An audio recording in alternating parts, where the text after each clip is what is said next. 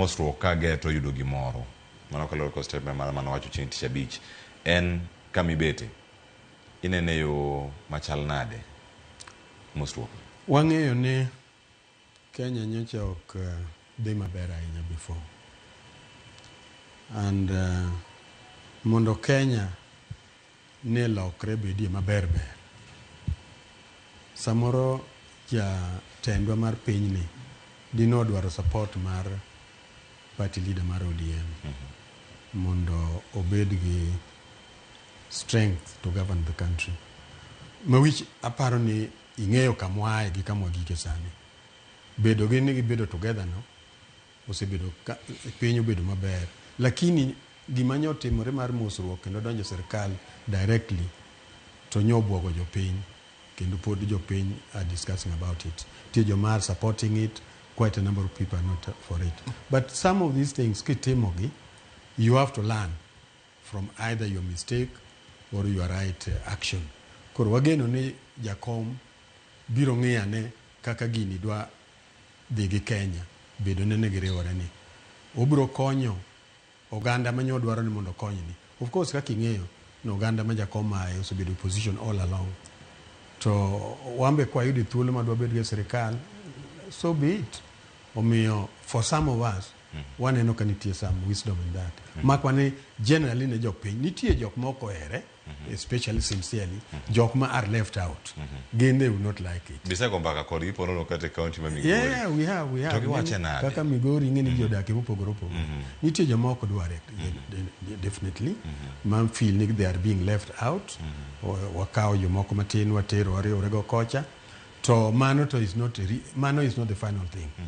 let us take time let our leaders take time gini ainya jakom okao time mondo ne ane dividends modwa yudo e wach riwruok ni in the near future before the next election jakom nyalo biro tomorrow to wacho ni gima chielo mopogore kech en ng'ama intelligent osomo gik matimore jopiny be biro mi advice the time manyo okao mondo consult with our people and the number manyo consult go it was a very small number masamoro nyoningo kaka he stated it noningo migi more time kata 2 months mo winj back maji wache piny so it has been done problems are there people are opposing it some people like it to let Jakom learn from that quad ahead nito what action does he have to go that way nyaka elections koso nyalo miyo another advice direct me nyalo but what we want is stability in Kenya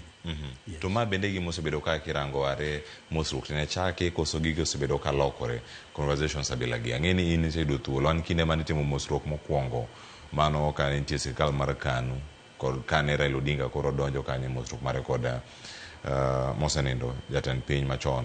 Daniel Toroitich Arap Moi ineno siasa giduto kaka develop nyaka sani mosruok masani de wach ni pogruok gi osebedo gang'o number 1 top of agenda ka giwacho ga ni national unity and cohesion kara duoko piny weche gi manya bedo ka nitie akwede mag dhoudi magi gik moko mantie kaka pile ka pile nyaka weche mag security kod safety wacho na rita mag oganda kod bedo kod lwasi makare kopore mag siasa gin weche gi mosebedo ka ilosi are choncha nyaka sani tere kaka nyalo ketge e tim nikech wakiani jatend piny manyien madhi biro pono dhi neno mosruok machielo kapo ni obiro kama chielo kata ka wuok kuom jalup jatend piny Kenya machon Rigathi Gachagua yiero mabiro more or less mosruok gi gisebedo more or less similar ana neno mar KANU I was there personally ma the then vice president owacho ni piny koro duong' molo en owuon ng'ata chiel but then later on things went about ji odongo ji dhi nyime ji chako dok square one so what we really need as a country any mosruok ni we learn from it nito jopiny wabed gi more research on it nito jopiny to dwaro no timre nade I think we cannot say ni onego bed gi one party mano kwa dwaro